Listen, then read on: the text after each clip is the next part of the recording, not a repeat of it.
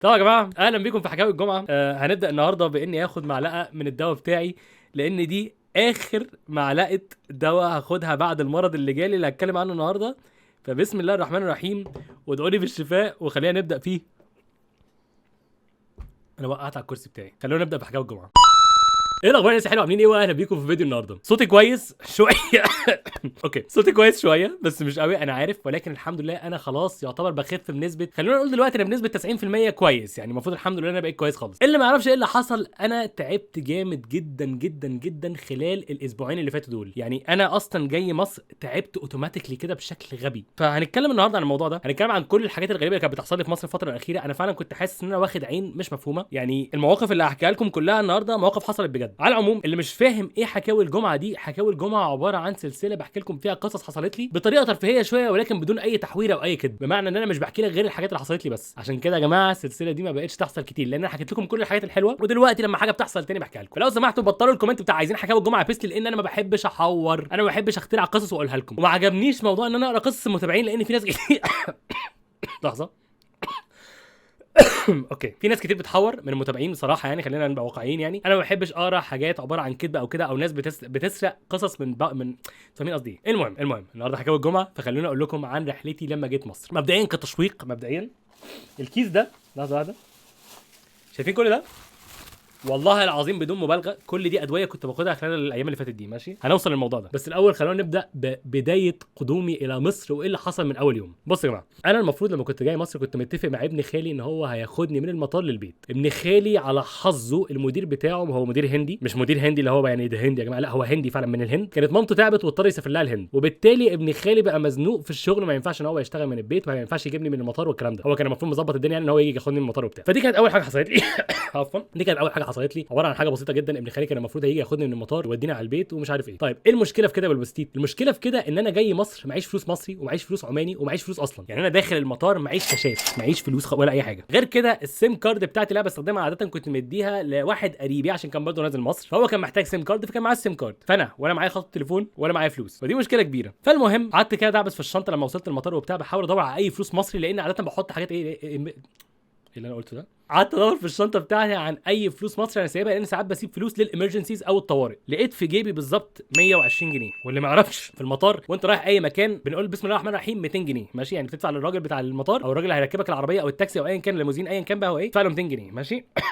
فالموضوع بقى ماشي ان انا بتمشى في المطار بحاول ادور على اي حد ممكن ياخد مني 120 جنيه عشان يوصلني البيت. يعني حرفيا ما فيش اي حد من اي تاكسي او اي ليموزين او اي حاجه كان موافق باي حال من الاحوال ان هو يوصلني 120 جنيه. فضلت اتمشى كل ما اكلم حد يقول لي يا باشا 120 قليل، بقول له والله انا مش بفاصل. يقول لي طب نوصل البيت وجيب لي فلوس من فوق، بقول له ما فيش فلوس في البيت فوق، فاهم؟ او انا فعلا ما كنتش بحاول عليه، يعني انا كان معايا 120 جنيه فقط لا غير. فدي كانت مصيبه كبيره بالنسبه لي. قعدت ادور لغايه ما لقيت راجل، حكيت له اللي حصل بالظبط، وفعلا هو صدقني وقال لي خلاص مش مشكله طالما ده الموضوع هوصلك البيت ومش عارف ايه. استجدع معايا جدا والله العظيم، هو كان راجل جدع جدا جدا جدا يعني، وقال لي خلاص هوصلك البيت ب 120 وبتاع. فقلت له الحمد لله ومش عارف ايه، وركبنا مع بعض، او يعني اتحركنا مع بعض نروح لعربيته. وصلنا لعربيته لقينا عربيته مركونه وفي عربيه قافله عليها، والعربيه اللي قافله عليها ارقامها كانت ارقام غريبه جدا جدا جدا. في الاول افتكرناها عربيه مهمه، طلعت لا مش عربيه مهمه ولا حاجه. المهم يومها او وقتها يعني، واحنا قاعدين بنحاول نفكر ازاي نحرك العربيه اللي قافله علينا دي، مفيش طريقه لان عربيه اوتوماتيك، بس كانت عربيه غريبه قوي يا جماعه، مش فاكر كان اسمها ايه، كنت فاكره ايامها، بس كانت عربيه يعني هي عربيه غريبه، هي هيونداي، بس انا عمري ما شفتها في حياتي، وانا ما اعرفش انا ليا في العربيات كويس جدا يعني، فاهم في العربيات كويس جدا، بس دي كنت اول مره اشوفها في حياتي، او اول مره اقرا اسمها في حياتي، بمعنى ان هو احتمال يكون اسم تحويل، فاهمين قصدي ايه؟ يعني ممكن يكون حد مغير الاسم. المهم قاعدين مستنيين نشوف هنعمل ايه وبتاع، واحنا قاعدين مره واحده الا بنلاقي لك في راجل كده لابس لبس عادي جاي بيبص على العربيه كده، بيلف حواليها بيبص عليها، بعدها راح طلع لسلكي اوت اوف نو وير كده، طلع على سلكي وبيتكلم فيه، وجاله واحد تاني، بعدين جاله ظابط تاني، بعد كده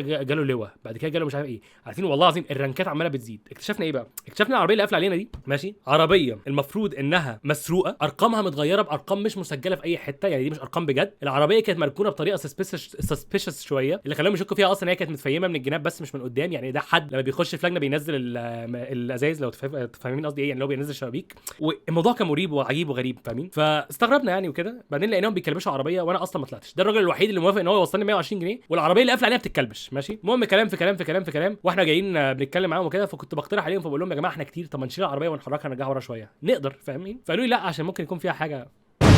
فاهمين قصدي ايه؟ انفجار وبتاع. ما كانوش بيهزروا، هو دي عربيه متسابه في المطار مجهوله الهويه، مفيش حد بيحاول ياخدها، مفيش حد بيحاول يعمل اي حاجه، فالموضوع مخيف ومريب فاهمين. المهم خلاص الموضوع يعني ان كنت انا جاي من المطار تعبان، اللي ما يعرفش انا كنت باجي بطيران الامارات، فاللي هو بقعد في دبي شويه، ومن دبي باجي على مصر يعني وبتاع، من عمان لدبي ومن دبي لمصر. الموضوع ده متعب من ناحيه ايه؟ من ناحيه انت بتقعد في مطار دبي شويه تعبان، يعني انت مرهق، فانت عايز تروح البيت تستحمى وتنام حرفيا. انا كنت حاسس بكده وقتها، فكنت مرهق شويه عايز اروح، فقضينا نص ساعه والله العظيم بدون مبالغه، وانا بشكر الراجل ده جدا اللي هو ساعدني، اللي هو الراجل بتاع العربيه، والله العظيم نص ساعه بيرجع كده ويمشي قدام، يرجع كده يمشي قدام، يرجع كده يمشي قدام، عشان يطلع من فتحه صغيره قوي كانت موجوده ما بين العربيه اللي راكنه وما بين العربيه اللي جنبنا، فاهمين حاجه يعني. المهم يعني في الاخر خرجنا، بس بدايه الحوار ان انا لما وصلت قعدت حوالي 3 ساعات في المطار عشان ارجع البيت. قصه ملهاش لازمه، بس دي البدايه، اللي هو بدايه اللي هو صباح الخير يا مصر عامله ايه، فين الفسفوسه اللي بتطلع لي؟ انتوا عارفين موضوع الفسفوسه هي هنا باينه في حاجه هنا كده، المفروض ان دي الفسفوسه كانت طالعه لي في مصر، بس مش هنتكلم عنها. المهم فخلاص المفروض ان انا وصلت، طلعنا خلاص من المطار. العربيه بجد احنا مش عارفين هيحصل فيها ايه، بس قبل ما نمشي بالظبط كان بدا بقى عربيات بوليس تيجي بسرينه ومش عارف ايه، وكان فعلا كان موضوع كبير قوي في المطار يعني. وروحنا يعني، انا روحت من المطار رجعت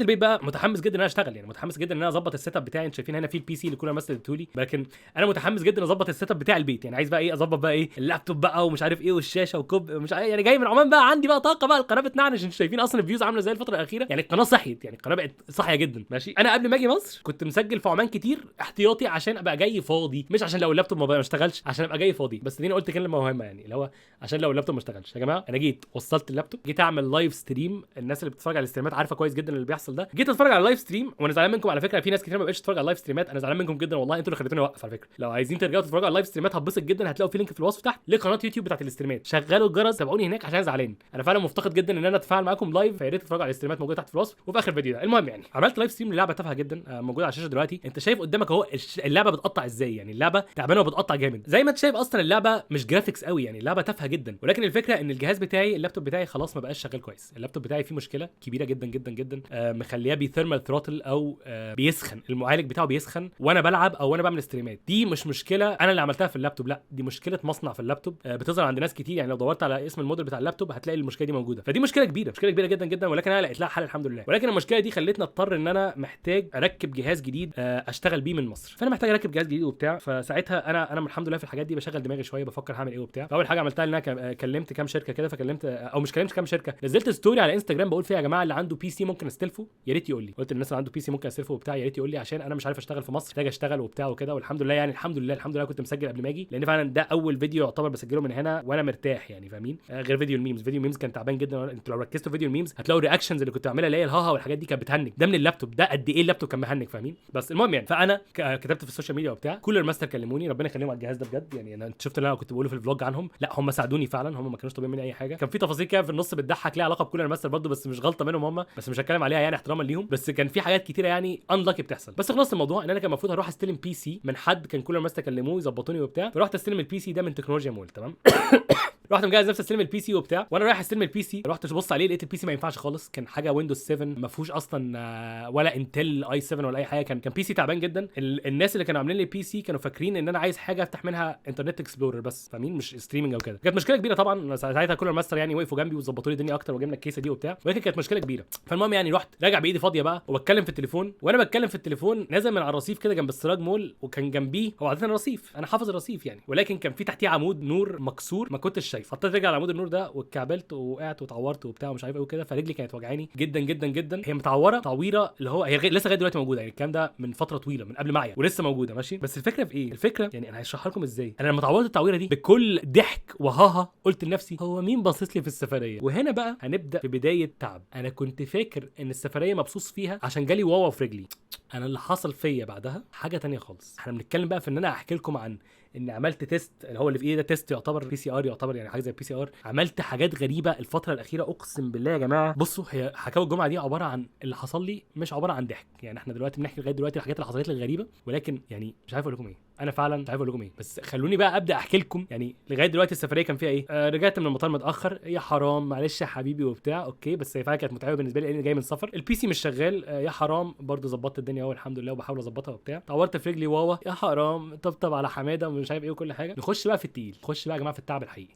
قاعد في امان الله ماشي. انا بس كاتب هنا قدامي نوتس عشان هو بجد انا يعني عشان افهمكم حاجه، انا كان في النص اوقات عندي فيفر، فانا ما بقاش فاهم ايه اللي بيحصل، يعني عندي حمى فمش فاهم ايه اللي بيحصل. انا كنت حرفيا قلت لنفسي اوكي انت دلوقتي يعني في نص العيا قلت لنفسي انت دلوقتي عندك قصه مهمه، لان العيا ده منتشر دلوقتي في مصر وممكن تقول للناس عليه ده مش كوكو، ها مش الفيروسيات، ولكن هنوصل للحته دي يعني هنتكلم في الحته دي فاهمين. المهم خليني بس اشوف انا كاتب ايه. طيب بص بقى، خليني اقرب المايك مني كده بس عشان اقعد مرتاح شويه ماشي. بص بقى يا جماعه اللي حصل ان انا جالي كحه وزكام وحاجات كده ماشي، كحه عاديه زكام عادي اللي هو ومش عارف ايه وبتاع، وكنت بضحك جدا ومش عارف ايه. فساعتها عملت لكم فيديو الميمز اللي هو مع كل هاخد الدواء ماشي. ده كان يعتبر من اوائل ايام التعب ليا. انا كنت هنا لسه بقول يا هادي انا ببدا تعب وببدا اعيا وواخد الموضوع بهزار، لان انا يعني احنا في الشتاء بيجي لك برد كل حاجه، انا متطعم بالكامل فمش خايف من اي فيروسات ولا اي حاجه، لان لو جاني الفيروس اياه انا مش هحس بيه يعني، دي الفكره. بس في ناس فاكره ان اللقاح بتاع الفيروس اياه بتاع الكوكو بيحميك من فيروس البرد، لا هو سيزونال فلو حاجه او الكوكو حاجه ماشي. المهم انا كنت وقتها بكح بعطس مش عارف ايه وبتاع، سجلت فيديو الميمز وانا واخد الموضوع بهزار، لان فعلا بيقول لك شر البليه ما يضحك ماشي. انا واحد البي سي بايظ تعور في رجله، التعويره على فكره عشان بس تبقوا فاهمين التعويره كانت بتخليني اعرج، يعني هي ما كانتش صغيره للدرجه دي، لا هي كانت بتخليني اعرج لانها كانت ملتهبه شويه، لان ما تنساش عمود النور طبعا اكيد كان مش نظيف وبتاع، ففي بكتيريا وكده، فانا كنت واخد له اصلا انتي بايوتيك كريم كده ماشي. المهم يعني اللابتوب مش شغال كويس، رجلي وجعاني وعمال بكح وبعطس، شر البليه ما يضحك، قعدت اضحك على الموضوع واهزر ومش عارف ايه وكده، واخد الموضوع على محمل الهزار وبتاع ماشي. وصلنا للويكند يوم الخميس، كان عندي تعليق على بطوله لريمبو 6 سيد، وفي التعليق على البطوله انا عمال اكح والناس واخده بالها انها تعبان وكده ومش عارف ايه، فعلقت يوم الخميس. كان المفروض اعلق خميس جمعه سبت، يوم الجمعه خدته اجازه، ارتحت في السرير لان فعلا كنت تعبان جدا، البرد بقى كان بدا يتفوق عليا وبتاع مش عارف ايه. يوم السبت صحيت قرد ماشي، بقيت كويس شويه ولكن لسه بكح وبعطس وبتاع، باخد الادويه بتاعتي وكل حاجه تمام، ادويه برد ماشي، ادويه برد عاديه خالص ماشي. هو ده الكيس اللي كان فيه كل حاجه انا خدتها في الفتره بتاعت التعب دي تمام. المهم فيوم السبت خلصت تعليق على البطوله اخد وقت كتير جدا جدا جدا، كان يوم مرهق جدا. خلصت ورحت على طول من غير ما اغير لبسي من غير ما اعمل اي حاجه، دخلت انام، دخلت على السرير عشان انام ماشي. نايم كل ده عايزكم تفهموا انه الكلام ده بيحصل وانا مستطعم عادي وانا بشم عادي وانا بعمل كل حاجه عادي، فحاسس ان كل حاجه تمام ماشي. بعدها يوم الاحد صحيت تعبان بطريقه بقى ايه مخيفه شويه، يعني بدات بقى اتعب اللي هو ايه، في سخونه عاليه يعني، في حراره عاليه، في كحه جافه شويه، في اعراض للمتحول الجديد ماشي، للفيرجن الجديد من الكوكو، اعراض يعني. فكنت خايف جدا وبتاع، فعملت حاجه اسمها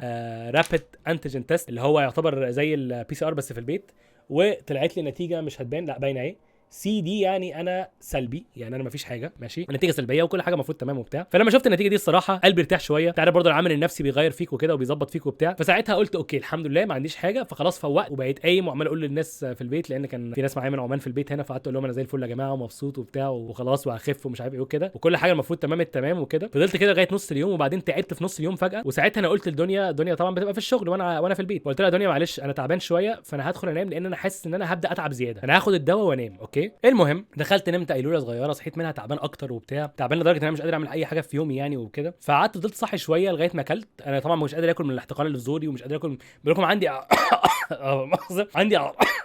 عندي اعراض المتحور الجديد ماشي. فانا قاعد بحاول ان انا اجمع طاقه ان انا اكل وكده، فاكلت وشربت وبتاع وخدت الدواء تاني، وقلت لدنيا معلش انا اسف يا دنيا مش هينفع انزل اخرج النهارده، فانا ايه هحاول انام عشان تعبان جدا وحاسس ان انا بتعب اكتر ماشي. نمت يا جماعه 14 ساعه ماشي، نمت 14 ساعه بدون ما اقوم من على السرير من كتر التعب. صحيت والله العظيم بفتح عيني الشمال فتحت عادي، عيني اليمين ما بتفتحش اوكي. اللي ما يعرفش في حاجه كده، في مرض كده بيخلي عينك يبقى عليها عماص كتير لما تيجي تصحى، الموضوع ده حصل لي قبل كده وانا صغير، فانا عارف بيتعامل معاه ازاي. هم بيسموه البينك اي، يعني ده المسمى كده الايه المشهور للمرض ده، المفروض كل الدكاتره عارفاه وكل الناس عارفاه. بينك اي اللي هو يعني لما تكون عينك لونها احمر قوي تحس ان فيها ميه كده وفيها عماص وبتاع. طبعا انا اول ما صحيت عرفت ان انا عندي بينك اي وبتاع، بس كنت صاحي ما حسيتش بالعيا بتاعي اللي هو البرد قد ما انا حاسس بعيني فاهمين، يعني عيني مش عايز تفتح. فعملت كده، فطبعا ما اتخضتش او ما خفتش او حاجه لان انا حصل لي الموضوع ده قبل كده، ولكن قمت كل هدوء كده جبت قطنه وجبت ميه دافيه وقعدت امسح في عيني عشان العماص ده بيبقى قافل على عينك كده، عينك ما عندهاش القوه انها تفتح. فعملت عيني بفتحها، عيني كان لونها احمر، يعني انتوا مش فاهمين احمر اللي هو يعني لون احمر صارخ، يعني مثلا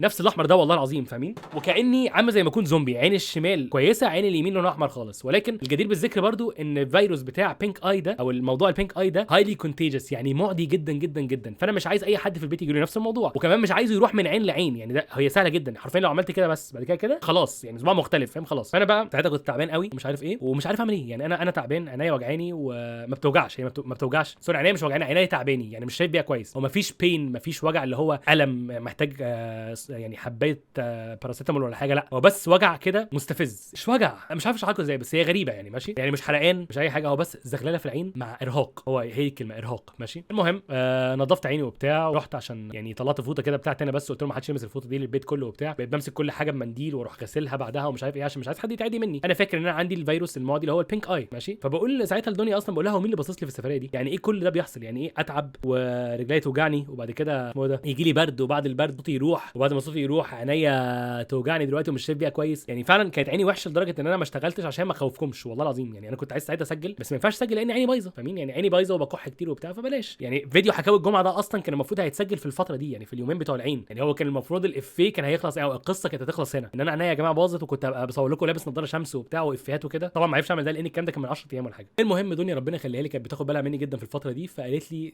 يبقى قابلني، يعني بعد ما عرفت موضوع عيني وبتاع، قالت لي بعد الشغل قابلني عند مستشفى كذا كذا للعيون ونروح عندها ونشوف الدكتور وكده. فالمهم خلصت. انا بقول لكم انا ساعتها كنت فايق بس عينيا بس اللي تعباني. يعني كنت فايق بمعنى ايه؟ بمعنى ان الكحه مش تعباني قوي على قد ما هو متضايق عشان عيني تعباني، فاهمين؟ وعايز اسجل. يعني انا كنت بقول لها فعلا انا مش عارف اشتغل ازاي، يعني ده اللي كان مضايقني. فرحنا لدكتور العيون، كان عندي طاقه انا اروح عادي خالص. رحت اديتهم اسمي واديتهم رقم تليفوني وكل حاجه، كنت بسجل عندهم وكده، ورايح ادفع بقى ماشي. رايح ادفع عند ايه؟ عند الكاشير. رحت عند الكاشير يا جماعه، فالراجل بيقول لي 102 جنيه ماشي، بيقول لي يعني ثمن الكشف 102 جنيه. فقلت له اوكي. فبفتح المحفظه لقيت 100 جنيه وبعد كده في 100 جنيه تاني، يعني معيش 2 جنيه، معيش 2 جنيه فك. بصيت لدنيا معاكي 2 جنيه فك؟ قالت لي لا. العادي يا جماعه في مصر ايه؟ والله العظيم العادي في مصر من اي حد ايه؟ معيش 2 جنيه، خلاص مش مشكله المره الجايه، او مثلا ايه طب خلاص مش مشكله دلوقتي حضرتك روح استريح ونشوف. انا عيان يعني اصلا. بتاع السوبر ماركت لو ليه عندك 2 جنيه بيقول لك خلاص ما تتعبش نفسك، بتاع السوبر ماركت. فما بالك واحد انت رايح له عشان عينك تعبانك او تعباك، هو شايف عيني لونه احمر وتعبانه وعامل كده وبتاع وعماله تلف وكده. فانا توقعت الراجل يقول لي لا ما يهمكش خلاص روح استريح وهنشوف الموضوع ده. لقيته بيقول لي ايه؟ بيقول لي طب انزل فك. قلت له نعم. بيقول لي انزل فك تحت. قلت له لا هو حضرتك واخد بالك من اللي في عيني؟ يعني انت واخد بالك ان انا تعبان؟ راح قال لي اصل اكيد انا مش هنزل افك لك انا. قلت الكلام ده يعني انت بتتكلم ازاي؟ انت ازاي بتكلمني يعني هو في ايه؟ قلت له حضرتك انا مريض هنا في المستشفى، فعلا بتقول للمريض روح حرك وانزل ودور لي على فكه في الشارع تحت في التلوث اللي تحت ده، وهو عينه تعبان نجيب لك 2 جنيه؟ فقال لي اصل مش هينفع اسيب الكرسي. يا جماعه كان ملح في الموضوع بشكل غريب، فاهمين؟ يعني هو كان مصمم ان هو عايز ال 2 جنيه دي دلوقتي. موضوع غريب يعني هو ليه كده؟ المهم يعني حصل مشاده كلاميه شويه لدرجه ان انا كان شويه ممكن اضربه، والدنيا خدت بالها. فراحت قالت لي ايه روق كده واهدى كده، وراحت قالت له هو كده بطريقه اللي هو ايه احترم نفسك، قالت له ايه هنديها لك بعد ما نخلص، اديك 2 جنيه بعد ما تخلص. فراح الراجل قال لا خلاص يا ست الكل مفيش مشكله. هو واخد باله اصلا ان انا ما بهزرش، انتوا عارفيني ان انا شخص مسالم جدا وكل حاجه، بس انا في مصر لو حد قال ادب عليا يعني انا باخد حقي ماشي. فهو الراجل خد باله ان انا هبدا بقى ازعق جامد واعمل له مشهد كبير وبتاع. فاول ما خد باله من الموضوع ده لما الدور، المهم خد ال 100 جنيه ورحنا قعدنا، واحنا قاعدين دنيا بتقول لي هو انت خدت منه رقم او ورقه او حاجه؟ قلت له لا ما خدش منه اي حاجه. استغربنا. بعدين سمعنا حد بيناديني بيقول احمد ومش عارف ايه وبتاع وبيقول اسمي بالكامل. فرحت له لقيت الراجل ده وهو باصص في الارض بيديني ورقه كده والله العظيم ماشي، بيديني ورقه كده ومتطبقه، هي ورقه وصل الدفع ومتطبق. فانا مستغرب ليه بيعمل كده. رحت قعدت بفتح الوصل يا جماعه، لقيت مكتوب فيه سعر الكشف 100 جنيه فقط لا غير. عايزكم تفهموا حاجه قانونيا في اكتر بلد فسادا في العالم اللي بيدفع بالمليم بيتكتب في الوصل. لو انا المفروض ادفع له 102 جنيه هيكتب 102 جنيه، مش اللي استلمه، مش المبلغ اللي استلمه، المبلغ اللي المفروض يدفع. بعدين بقى انا هدفع له مبلغ كامل، دي حاجه بيني وبينه، قصدي المبلغ اللي انا المفروض ادفعه. المفروض ان هو لو الحساب فعلا 102 جنيه المفروض يبقى مكتوب 102 جنيه فقط لا غير في الكشف، فاهمين؟ فساعتها انا قلت للدنيا هو مش غريبه شويه؟ الراجل ده معوش فكه، وكل الناس اللي هنا كانت العياده مليانه يعني، فاهمين؟ كل الناس اللي هنا المفروض تدفع 102 جنيه معوش فكه رقم زوجي يديني 98 جنيه؟ معقوله؟ كلمه عن عياده فعلا يا جماعه كان فيها فوق ال 40 واحد، يعني كان في ناس كتيره جدا. فهل فعلا هو معهوش الفكه دي؟ كانت حاجه غريبه جدا الصراحه. المهم يعني فانا قلت له على فكره الراجل ده بيحور، الراجل ده بياخد من كل شخص 2 جنيه بيحطها في جيبه، انا ماليش فيه. فاحنا معديين بقى اول نادوا اسمنا وقالوا لنا ايه، قالوا لي احمد، وبعد كده قالوا لي خش على العياده اللي جوه دي ماشي. دخلت على العياده لقيت في دكتوره كده وقدامها الاجهزه بتاعت العيون كلها وكده. فدخلت عليها قلت لها يا دكتور حصل كذا كذا، صحيت عينيا معمصه. بقول لها بالظبط كده يا جماعه، بقول لها صحيت حضرتك عينيا معمصه وحسيت ان انا عندي بينك اي. قالت لي برافو عليك والله العظيم. بتقول لي يعني هي تحسوها ان هي دكتوره ومبسوطه ان جاي لها حد فاهم هو عنده ايه وبيساعدها، فاهمين؟ فقلت لها جبت بقى قطنه فيها ميه دافيه وقعدت اعمل عيني وبتاع.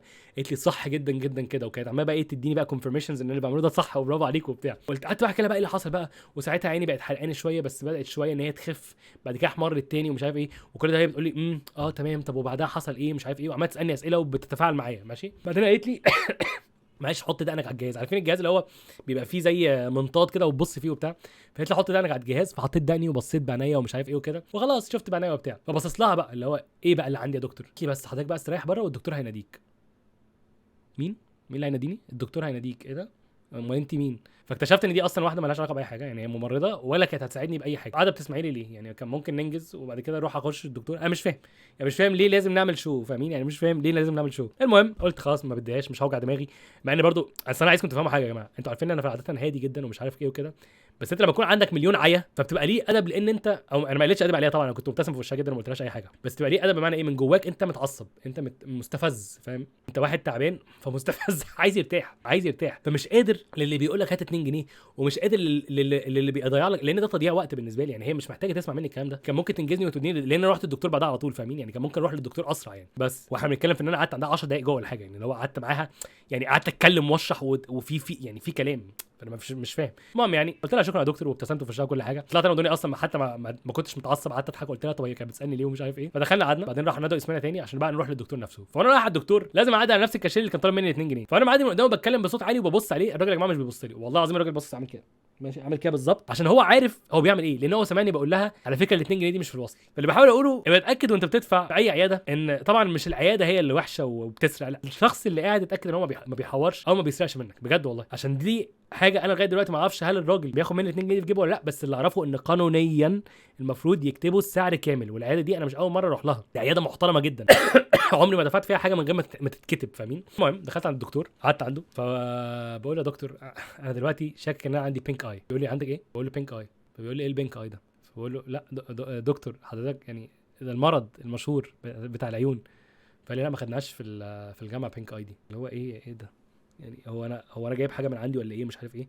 مع العلم ان بينك اي ده فعلا طلع مسمى مشهور، مش مسمى علمي ولكن مسمى مشهور جدا، يعني اللي هو ما فيش حد ما يعرفوش، ما ينفعش دكتور عيون ما يعرفوش ماشي. المهم يعني فعديتها وقلت مش مشكله، الدكتور مش عارف يعني ايه بينك اي عادي. الدكتور شاف عيني وبتاع، قال لي انت عندك التهاب حاد ومش عارف ايه وكده. قلت له هل معدي يا دكتور؟ قال لي فعلا معدي جدا وخلي بالك عشان ما تعديش حد ومش عارف ايه وكده. قلت له طب هعمل ايه؟ قال لي هديك قطرتين، واحده منهم قطره عاديه وواحده قطره جل. فقلت له هي القطره الجل دي عادي تلمس يعني المفروض اعمل بيها ايه؟ تلمس عيني عادي؟ قال لي اه كل ما تلمس عينك كل ما يكون احسن. قلت له مش فاهم يعني بتتحط ازاي؟ قال لي يعني عايزكم تفهموا انا عمري ما حطيت قطره جل في عيني، فانا مش فاهم ايه القطره الجل دي. فبقول له ايوه يعني انا المفروض احطها ازاي؟ بيقول لي حطها عند عينك. فكلمه عند عينك دي يا جماعه كلمه مش عارف انتوا مين قصدي ايه ولا ايه، بس كلمه واسعه شويه، يعني عند عيني تحت، عند عيني فوق، جوه عيني نفسها، فانا مش فاهم. فبقول له يا دكتور يعني احطها على الجفن ولا احطها جوه وبتاع؟ قال لي كل ما يكون اقرب كل ما يكون احسن. فانا مش انا ما فهمتش صراحه ماشي. فقلت اوكي، قلت خلاص مش مشكله يعني هاخد البتاعه دي، وانا عندي اصحابي دكاتره هسالهم بتتحط ازاي ومش عارف ايه وكده. بس هنا بقى يجي بقى اهم سؤال سالته للدكتور الدكتور قال لي هتاخد القطرات دي 3 ايام. فقلت له بعد ال 3 ايام دول يا دكتور يعني انا هخف؟ قال لي مش عارف. جبت كده بقول له يا دكتور يعني انا هخف امتى؟ قال لي انا الصراحه ما اعرفش. قلت له يعني هرتاح امتى يا دكتور؟ يعني انا هرتاح امتى؟ قال لي الله اعلم. فانا ما بقتش فاهم يعني ايه الهياده دي يا جماعه، اللي هو واحده بتتكلم معايا وهي مش محتاجه مني حاجه. انتوا انا عايزكم تفهموا ان انا بجد واحد دي حاجه بتاثر على شغلي وبتاثر على حياتي اليوميه وكل حاجه، فانا عايز انجز. فانا مش فاهم يعني هو حضرتك الست اللي بره دي كانت بتسالني ليه؟ وانت لو انت مش عارف مين اللي عارف يعني حضرتك فعلا هل احنا واصلين لمرحله ان انا عندي حاجه علميا ما حدش عارف الدواء بيخففها امتى؟ انا مش فاهم يعني. المهم يعني قلت شكرا يا دكتور واخدت منه الدواء ورحت اشتريت الدواء وكل حاجه وبتاع وخلاص. المفروض ان انا جبت الدواء، المفروض ان انا كده احسن يعني هبقى احسن بكتير وبتاع. حطيت القطره، حطيت بتاعه العين وخلاص، والمفروض ان انا هنام وهنقص اليوم على كده ماشي. هنا بقى احنا وصلنا للمرحله اللي انا كنت مقرر فيها ان انا اصور لكم. يعني هنا انا قلت لكم يا جماعه انا تعبان مش هقدر اسجل دلوقتي، ده كان من كام يوم الكلام ده ومعلش، بس اسجل لكم حكاوي الجمعه وبتاع. فاحنا المفروض كنا هنخلص القصه التافهه دي على هنا. يعني انا عارف ان الفيديو ده هيطول شويه ولكن كان المفروض ان احنا هنخلص على هنا، بس لسه في تكمله. لان انا تاني يوم بعد ما خدت القطره كنت صاحي فايق وبتاع وكل حاجه وعيني احسن بكتير وكده. وبعدين برضو حصلت نفس الحاجه، قلت لدنيا يا دنيا انا حاسس ان انا تعبان شويه، محتاج اخش انام شويه. هي كانت في الشغل، قلت لها محتاج اخش انام شويه واصحى ايه اشوف حالي ومحتاج ومش عارف ايه. دخلت انام يا جماعه في الوقت العصريه كده على الساعه 4 وبتاع. صاحي الساعه 6 والله العظيم بصرخ معلو صوتي، بصرخ بعيط يعني كاني طفل عنده 3 سنين اتسرق منه الايس كريم بتاعه. بعيط زي الاطفال والله العظيم، بعيط وبصرخ ومش قادر من الوجع. وجع فين؟ وجع هنا، وشي كله من الناحيه دي وجعني، خصوصا ودني من جوه، ومش سامع بقى، مش سامع من ودني دي خالص. يعني اعمل كده مش سامع حاجه، مش عارف اي حاجه. عيني بقى كانت منفوخه ولونها احمر قوي ومعمصه جامد، خلاص مش قادر ومش بتنفس من الناحيه دي، الناحيه اليمين دي مش بتنفس بيها. في عيني اليمين، مناخيري من الناحيه اليمين، وداني اليمين، كل حاجه بايظه خالص ماشي. هنا بقى دخلنا في المرحله بقى اللي فعلا تعبتني في التعب ده. يعني دي المرحله بقى اللي انا خلاص اتصلت الدنيا وانا بعيط يا جماعه. انا بجد هو انا بالنسبه لي العياط ده ما فيهوش حاجه تكسف، فاهمين؟ اتصلت بيها وانا بعيط وهي خافت طبعا، اتخضت اللي هي مش متعوده عليا كده، انا مش كده. قلت لها بصي انا مش قادر، لازم نروح لاي عياده او اي دكتور ضروري ماشي. الدنيا ما اتاخرتش خالص، قلت لهم في الشغل، وبعد كده راحت قالت لي هتقابلني في المستشفى الفلاني. طلع عند المستشفى عشان نتقابل، رحنا على مستشفى على الطوارئ، خدنا سنين دورنا. كل ده وانا ماشي انا فعلا كل خطوه باخدها حاسس بودني بتتهز من جوه، حاسس بوجع، وماسك نفسي بقى مش عايز اعيط في الشارع، فاهمين يعني.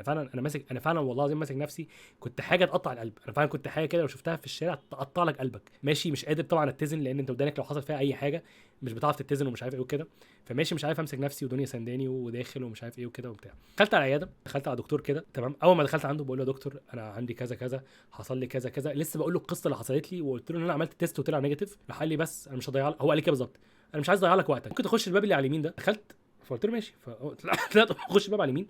فدنيا مسكت اكره الباب وبتفتحها. انا ساعتها وانا تعبان زعقت لها، قلت لها دنيا انت بتعملي ايه؟ فقالت لي ايه في ايه؟ فقلت لها انت فاهمه هو مدخلنا فين؟ فقالت لي لا. فقلت لها بصي قدامك. فبنبص يا جماعه ناس كتيره عندها الفيروس اللي هي الكوكو تقريبا، وقاعدين بقى احنا في حجر صحي. الراجل رماني في حجر صحي. الدكتور ده ازاي ما كانش عنده الصبر ان هو يسمعني للاخر عشان يعرف ان انا ما عنديش الفيروس، فاهمين؟ انا متاكد ان هو مش عندي. فرماني في حجر صحي كده، والمنظر كان مخيف. المنظر فعلا كان المنظر خلى قلبي يقع، انا ودنيا قلبنا وقع كده، فاهمين؟ فالحمد لله كان في مطهر طبي قعد نطهر ايدينا انا وهي وبتاع. قلت لها لا هنمشي من المستشفى دي دلوقتي حالا، قلت لها هنمشي دلوقتي حالا، انا مش هقعد في المستشفى دي، دول مش فاهمين حاجه ومش عارف ايه وكده. وكويس ان انا عملت كده، لان اللي عملته ده كان صح والله العظيم. يعني قلبي قال لي ما تقعدش هنا، قلبي قال لي انت لو قعدت هنا هيجي لك بقى الفيروس، لان انا طبعا كنت عيان. انت لما بتعيا مناعتك بتقل، فمناعتي قليله مع ناس عندها الفيروس، خلاص احنا كده هنروح باي باي، فاهمين؟ فمشينا الحمد لله. الدنيا كانت شاطره جدا، كانت حاجزه في عياده تاني باستخدام فيزيتا وكده، فكانت حاجزه في عياده تانية كده عند دكتور انف واذن وحنجره. فكان وقت الميعاد جه فرحنا له. دخلنا الدكتور ده جاب كده زي كاميرا كده طويله حطها في ودني. يا جماعه والله العظيم ودني كانت ورمه، انا عمري ما شفت حاجه، انا شايف طبعا بعينيا الكاميرا، فاهمين؟ ودني كانت ورمه وفيها عروق زرقاء كده بتنبض، انت شايفها عروق زرقاء صغيره بتعمل كده، فاهم يعني؟ انت شايفها كده. وبعدين دخل عند الطبلة ودني لونها احمر، نفس احمرار الكنترول اللي ورايا ده اللي هو اللي طلعناه من شويه. انا كانت ودني ورمه يا جماعه، ورم مش طبيعي. دخل الكاميرا في مناخيري، ورمه من جوه، ورم مش طبيعي ماشي. الدكتور قال لي ان انا عندي التهاب في الاذن الوسطى، وقال لي ان انا بجد عندي يعني سيفير انفكشن، بكتيريا بنت لذينه عماله بتبهدل وشي من جوه الناحيه اليمين، فاهمين؟ بتبهدلني من جوه. المهم الحمد لله كتب لي ادويه تاني من الادويه اللي هنا تمام، وعمل لي بقى حط لي ادويه وبتاع ومش عارف ايه وكده، وقال لي هتاخد الادويه دي، قال لي هترتاح على طول. كان دكتور شاطر جدا والله. قال لي هترتاح على طول وهتحس ان انت احسن بكتير والوجع هيروح، انت بس هتحس بعدم اتزان وهتحس ان في حاجه بتتحرك جوه ودنك، ده عادي. واداني طبعا اتروفين والحاجات دي كلها، وقال لي ايه هتحط قطره في مناخيرك وبتاع. اداني الادويه خلال يوم. هو قال لي هتراجع معايا بعد يومين. انا فعلا نمت صحيت احسن بكتير، الوجع راح تماما، او بس شويه عدم اتزان على شويه كده، مش سامع كويس بودني اليمين وبتاع. عدى يومين، المفروض بقى انا اروح بقى اتابع مع الدكتور وبتاع. رحت له عشان اتابع، فقال لي انت خلاص بقيت زي الفل، انت بس محتاج تجيب دواء عشان الكحه اللي عندك الاريتيشن ده. يعني انا دلوقتي انا بكحيت شويه في الفيديو ده، بس ادوني الكحه دي ولا حاجه بالنسبه اللي كنت بكحه امبارح. يعني امبارح كنت تعبان جدا، يعني المعلقه اللي اخدتها دي اخر دواء، دي هي معلقه الدواء بتاع الكحه. فقال لي هتجيب دواء الكحه ده ومش عارف ايه وبتاع. قربنا لنهايه القصه ما تقلقوش. رحت لا كنت انا لوحدي ساعتها، خلاص ما كانش معايا دنيا، ما كانش معايا حد، لان كنت قادر خلاص انا اتحرك. فرحت اول صيدليه ما عندهاش الدواء، رحت تاني صيدليه ما عندهاش دواء، رحت تاني صيدليه. ركزوا في الحته دي عشان الحته دي لو بتقرا ما تتفرجش ماشي، عشان الحته دي حصل حاجه غريبه جدا في الصيدليه. رحت يا جماعه عند الصيدليه، كانت صيدليه كده صغيره كده، وواقف في الطابور عشان اسال على دواء الكحه. فانا واقف في الطابور سمعت صوت راجل طيب جدا بيقول لي لو سمحت يا ابني ممكن تناولني الكرسي قدامك ده. كان في كرسي على شمالي كده قدامي على الشمال، كرسي كده اللي هو الكراسي اللي هي بتبقى حديد وجلد اسود وبتاع. فقلت له اه طبعا يا حاج ممكن، من غير ما اشوف شكله. وخدت الكرسي كده بايديا، انا باصص لتحت وانا واخد الكرسي كده بايديا الاثنين ماشي، سايق الكرسي بلف كده.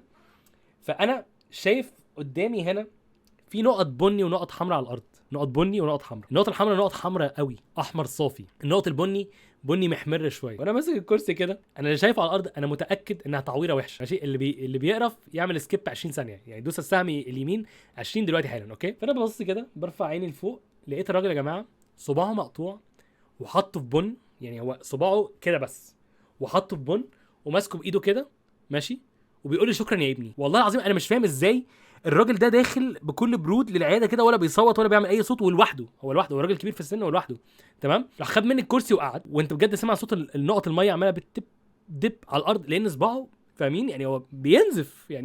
الفكره مش هنا، الفكره انا كنت ساعتها تعبان شويه يعني مرهق شويه، بس انا مصدوم. يعني انا والله العظيم باصص له يا جماعه اللي هو عامل كده، اللي هو انا مش فاهم انا شايف ايه بعينيا. وبعدين كمان صباعه يعني انا ما اعرفش هو صباعه معاه ولا لا، فاهمين؟ ببص على الناس اللي قدامي في الطابور هم شافوه كده وكملوا في الطابور. الراجل اللي في العياده والله العظيم بيقول لي يا حاج هخلص واجي لك، ايه ده؟ اداني دواء الكحه وراح يشوف. فانا بجد انا ساعتها والله العظيم يعني انا مش عارف ايه اللي انا شايفه قدامي ده، بس اللي هو اوكي يعني تمام.